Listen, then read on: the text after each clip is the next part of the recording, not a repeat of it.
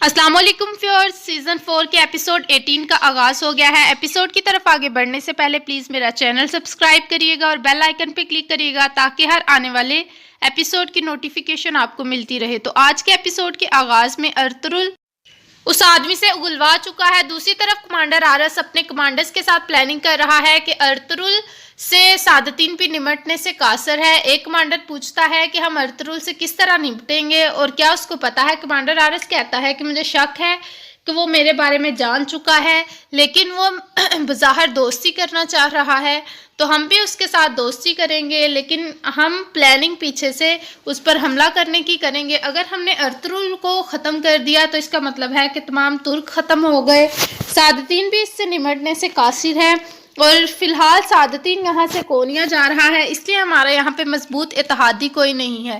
دوسری طرف اس آدمی سے ارطغرل پوچھتا ہے کہ اب تم کہاں جا رہے تھے؟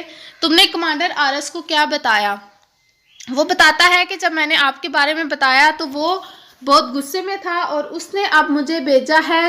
کونیا سے ایک تاجر آ رہا ہے جو کہ ہانلی بازار میں جانے والا ہے، اس کے لیے مجھے بحفاظت لانے کے لیے بھیجا ہے۔ عاطف صاحب کہتے ہیں یہ وہی تاجر ہے جو کونیا سے کمانڈر آرس نے بھیجنا تھا۔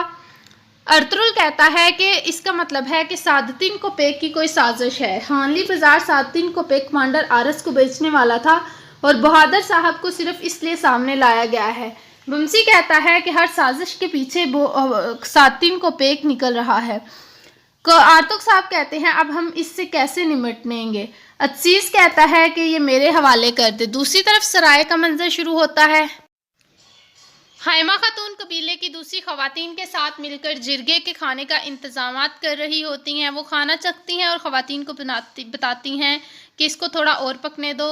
اس کے بعد وہ تمام خواتین کو کہتی ہیں کہ جو گوشت کا بہترین حصہ ہے اس کو ضرورت مندوں میں تقسیم کر دو تاکہ ان کے دل سے نکلی ہوئی دعائیں ہمارے لیے آنے والی مصیبتوں کو ختم کر سکیں۔ خواتین کہتی ہیں جیسے آپ کہیں گی ویسے ہی ہوگا انشاءاللہ۔ دوسری طرف سعادتین کو پیک سرائے میں ہوتا ہے تو ایک صندوق آیا ہوتا ہے۔ وہ اپنے کمرے میں آتا ہے، وہ گوشت سے پوچھتا ہے کہ یہ گوکتوک سے پوچھتا ہے یہ کس قسم کا صندوق ہے؟ وہ بتاتا ہے کہ یہ سلطان نے بھیجا ہے، کچھ تحائف ہیں اور ارطغرل کی سرداری کا چوگا ہے، اور وہ چاہتے ہیں آپ کے لیے حکم یہ ہے کہ آپ اس کو ارطغرل کو پہنائیں گے اور ارطغرل کی سرداری کے لیے اس سردار اعلیٰ کے لیے اس کو پہنائیں گے۔ سعادتین کو پے کہتا ہے ایک تو یہ شخص ارطغرل، اس کو اب مجھے چوگا بھی پہنانا پڑے گا، جو چیز میں بالکل نہیں چاہتا وہ مجھے یہ سب کچھ کرنا پڑے گا، لیکن حکم ہے، ہم حکم کی تعمیل تو کر ہی سکتے ہیں۔ اور اتنے میں پھر گوکتوک وہاں سے چلا جاتا ہے۔ سعادتین کو پے کہتا ہے یہ وقت بھی گزر جائے گا، جو میں نے شروع کیا ہے میں اس کو ختم کر کے ہی رہوں گا انشاءاللہ، اور ایسے آرام سے نہیں بیٹھ جاؤں گا۔ دوسری طرف اسلحان کہتی ہے حلیمہ کو کہ اس شخص کی ہمت کیسے ہوئی کہ اس نے ارطغرل کے خلاف تلوار اٹھائی۔ حائمہ خاتون کہتی ہیں کہ ارطغرل اس کے لیے بہترین فیصلہ کرے گا آج جرگے میں۔ اسلحان کہتی ہے کہ وہ کسی قسم کے فیصلے کو نہیں مانے گا۔ حائمہ خاتون کہتی ہے پھر اس کا بھی اینڈ اورال کی طرح ہی ہوگا، اور تم فکر نہ کرو اب مزید خوشخبریاں آئیں گی۔ دوسری طرف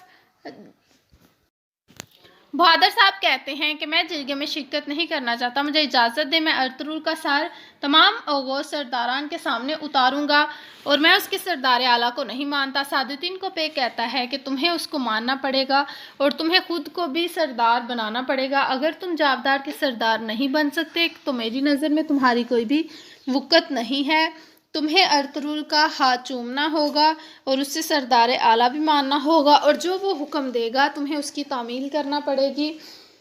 بہادر صاحب کہتا ہے کہ میں ایسا نہیں کر سکتا۔ سعادتین کو پے کہتا ہے کہ تمہیں یہ کرنا پڑے گا ورنہ تمہاری یہاں کوئی بھی جگہ نہیں ہے۔ اس کے بعد یہ کہہ کر سعادتین کو پے اس کو کہتا ہے جتنا جلدی ممکن ہو سکے جاودار کو ملا کر اور اس کا سردار بنو، ورنہ تم میرے لیے کسی بھی قسم کے آدمی نہیں ہو۔ وہ وہاں سے چلا جاتا ہے۔ بہادر غصے سے وہاں کھڑا ہو جاتا ہے۔ اس کے بعد دوسری طرف سرائے کا منظر شروع ہوتا ہے۔ اسلحان جرگے میں پہنچتی ہے، تمام سرداران بھی پہنچ چکے ہوتے ہیں۔ اتنے میں سعادتین کو پیک وہاں آتا ہے اور تمام سرداران اٹھ جاتے ہیں۔ پھر سعادتین کو پیک تمام سرداران کو مخاطب کر کے کہتا ہے کہ بیٹھ جائیں، اور تمام لوگ بیٹھ جاتے ہیں۔ اتنے میں دوسری طرف سے ارطغرل اپنے سپاہیوں کے ساتھ آتا ہے اور وہ کمرے میں داخل ہونے لگتا ہے کہ سانچار سے اس کا سامنا ہو جاتا ہے۔ ارطغرل سانچار کو ایک نظر دیکھ کر آگے بڑھ جاتا ہے۔ اس کے بعد وہ تمام سرداران ارطغرل کو مبارک دیتے ہیں کہ اللہ نے ان کو مزید زندگی بخشی۔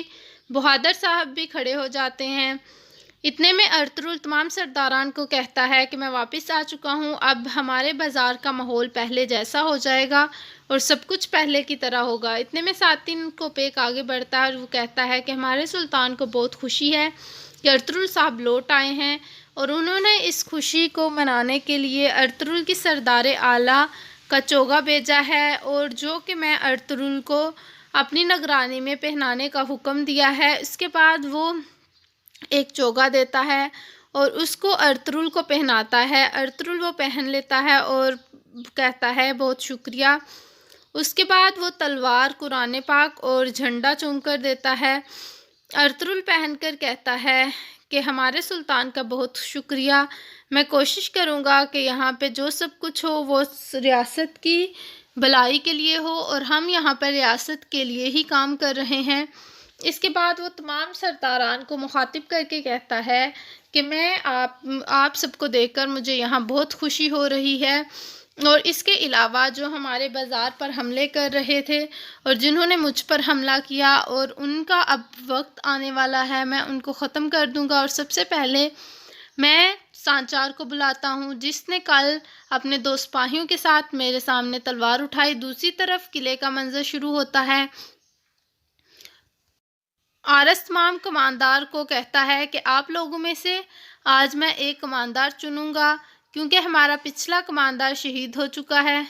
پھر وہ کمانڈر کوستاس کو بلاتا ہے اور کہتا ہے کہ آج سے قلعے کی نگرانی تمہارے ذمہ ہے، جو کچھ بھی ہوگا وہ تمہارے لیے ہوگا۔ ایک طرف ہم ارطغرل کی خون کی ندیاں بہانا کریں گے اور دوسری طرف ہم ارطغرل کی طرف دوستی کا ہاتھ بڑھائیں گے۔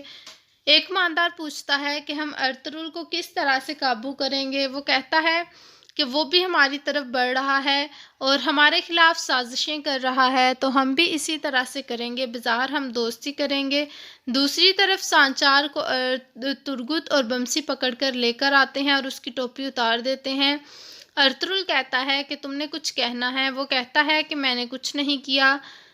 ساتین کوپیک کہتا ہے اس کا بچپنا سمجھ کر اس کو معاف کر دیں۔ اتنے میں وہ بول اٹھتا ہے اور کہتا ہے کہ آپ نے میرے 2 سپاہیوں کو شہید کیا، اب کس قسم کے سردار اعلیٰ ہیں؟ ارطغرل کہتا ہے یہاں میں تمہاری معافی کے لیے سوچ رہا تھا اور تم آگے سے زبان چلا رہے ہو، میرا حکم یہ ہے۔ تمام سرداران بھی کہتے ہیں کہ اس کو سزا ضرور ملنی چاہیے۔ پھر ارطغرل کہتا ہے میرا حکم یہ ہے کہ تم ان زمینوں سے نکل جاؤ گے اور جب تک میں نہ کہوں تم واپس نہیں آؤ گے، اور اگر تم مجھے ان زمینوں پر ملے تو میری تلوار سے تم بچ نہیں پاؤ گے۔ اتنے میں بہادر اٹھ جاتا ہے اور کہتا ہے کہ یہ کس قسم کا انصاف ہے؟ ایک طرف آپ مجھے سرداری کا جرگہ نہیں بلانے دے رہے اور میرے تمام سرداران کو اس طرح سے کر دیا ہے، اور آپ نے میرے بیٹے کو یہاں سے نکال دیا ہے۔ آخر یہ کس قسم کا انصاف ہے؟ کس قسم کی سردار اعلیٰ ہے؟